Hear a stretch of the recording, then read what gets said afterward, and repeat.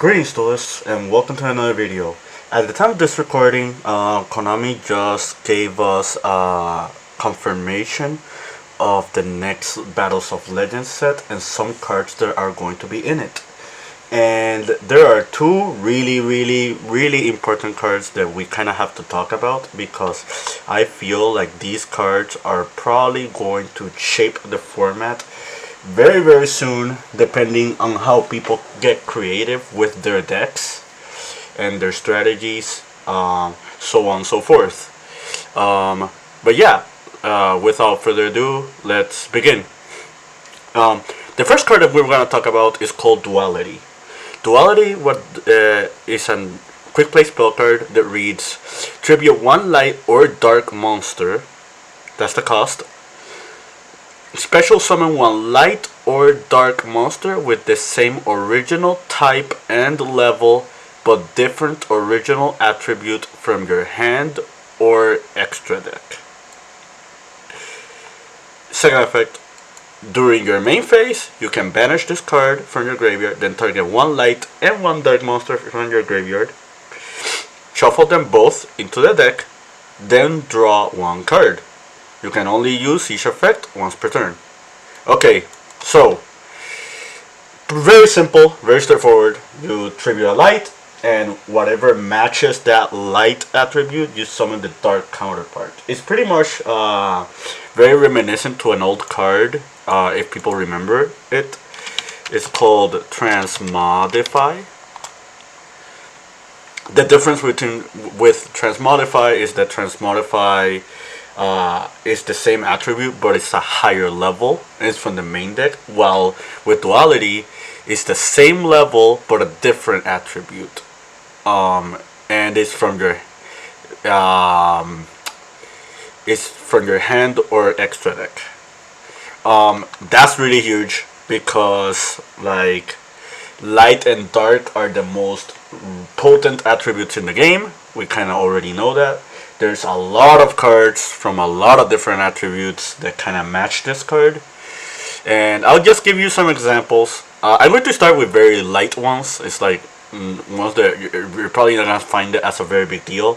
But as we keep discussing, you're going to notice how ridiculous more and more this card just becomes. Like, let's say for example, you're playing Elvish. You're playing like in a zombie deck. You can turn Golden Lord into like the Red Eye Zombie.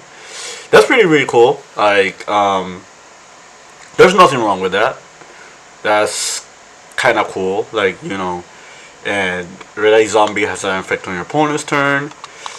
You can like banish a zombie. You can special another zombie. So whatever you tribute with the Golden Lord, if you tribute the Golden Lord, you can bring it back. So it's just a free body. Like with little to no cost. But yeah, and take note, this is a quick play spell, so you can do it on your opponent's turn. Like, you can only do the draw effect on your main phase, but you can do the tribute effect on your opponent's turn. So that's really important to know with this card. Okay, so I mentioned Golden Lord into the Red Eye Zombie. Not a huge deal, right? Let's talk about Jiatu, the Tauti. The Shadow de Yansing. Why am I mentioning this card? This card can turn into Denglong, and Denglong's effect, when it triggers, it doesn't have to be synchro summon. It can be triggered on special summon. So essentially, this pretty much becomes like an instant fusion for synchros if you just tribute Tauti. And if you're playing a deck that can pop cards like something with Visa Starfrost or like with the Vanadium cards, it's not really hard to get to this monster in a Gen Zing like centric strategy. So you can turn this into Denglong and you can just do some other crazy shenanigans. Now we're going to ridiculous territory. Let's talk about stuff like Fleur de Lis and the Witchcrafter. If you know Witchcrafter, like, you know, the old archetype Witchcrafter, like all the small Witchcrafter monsters, they all have the effect to tutor themselves out into a bigger one. So you can summon Madame Beret or you can summon the Aruru with ease. like with any main deck monster, pretty much. Now imagine you grabbing this, right? Using Duality and turning it into Red Eyes Dark Dragoon. Yes, you don't have the pop effect, and to the ability to pop your opponent's like life or anything, but we're still talking about an untargetable, undestructible, like monster that can negate each turn, and it's just super free in this deck just because of the existence of Duality. Like that's just one example. You can also do that same thing in Branded. Like Grand Guignol is a light spellcaster, so you can turn Grand Guignol into Red Eyes Dark Dragoon, which is kind of strong. Like, you know, now we're starting to see like bit by bit how strong this card can become. Let's say you're playing Dragon Link. It just got second place in French Nationals. People are already playing this deck and topping regionals with it. So under this new format, this is going to be a strategy you're probably going to see. Yeah, you can use Duality, turn Bestial Lubellion into anything here. Like all these dragons that I'm showing. Like you can even turn it into Albion, even though Albion doesn't get its effect, but it can get its graveyard effect if you tribute it back into summoning Lubellion.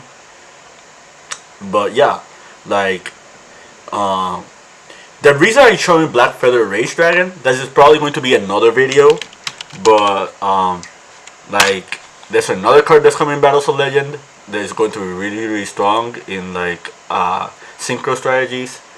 We're talking about Assault Synchron, and Assault Synchron has really good synergy with this card. So that's probably gonna be another video, so keep an eye out for that.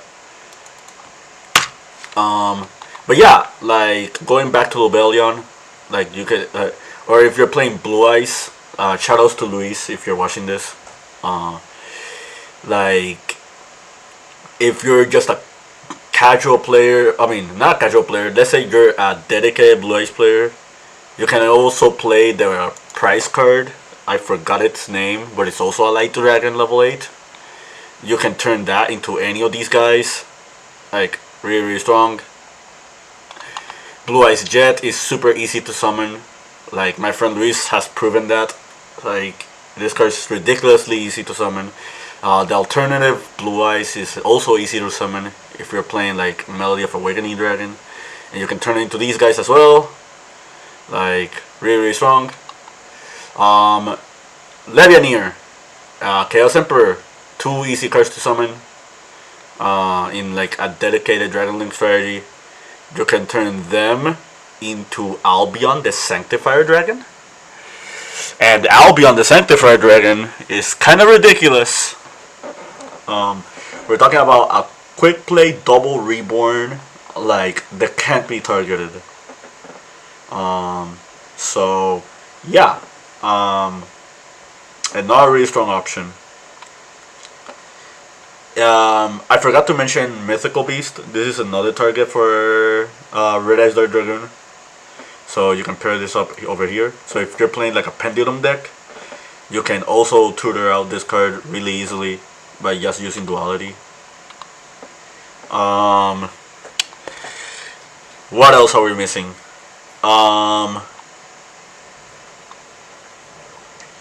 Yeah, so I guess that's kinda it for Duality. Oh, I guess you can pair it up with Ready Fusion.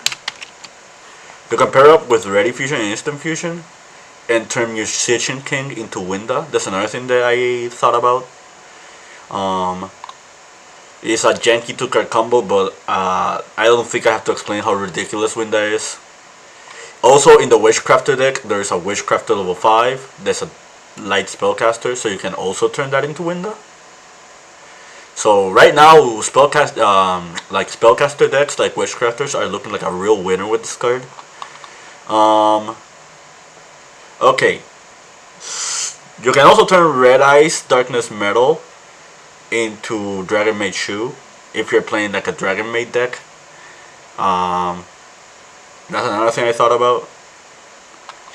Okay, so let's talk about the next card on the list.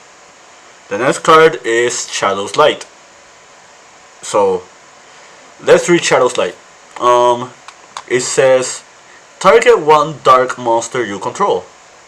Simple enough. Special summon one light monster with the same original type and level from your deck or extra deck. You can banish this card from your graveyard during your main phase this turn.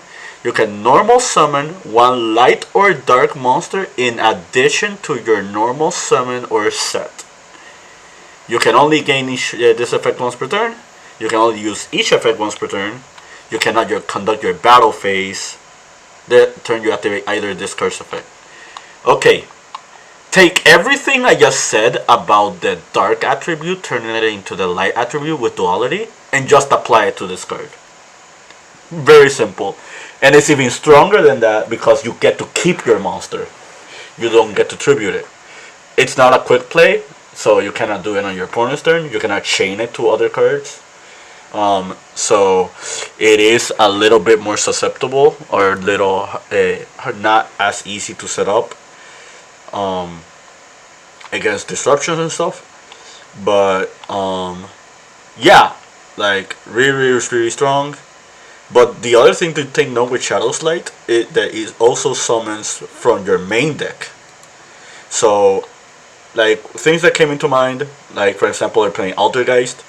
Obviously, if you resolve Multifaker's like summon effect from hand, you are locked into like Altergeist summons, so it wouldn't be applied there.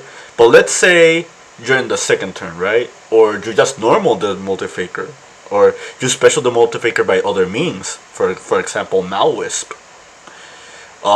You can target the Multifaker with Shadow's Light, and you can summon Jaugen the Spiritualist. And like Jaugen is a really, let's just say Spellbook was pretty much tier 0 in 2012 because of this card. Obviously the game's a lot different now than it was like 10 years ago. But like it still doesn't take away how ridiculous a card like this could be in like a dedicated like stun deck. Another thing I thought about is like targeting Collapse Serpent or Chamber Dragon Maid and bringing Seifert with them. Like that's pretty cool, and Seifert just turns itself into another card. So it has already synergy with the Dragon deck.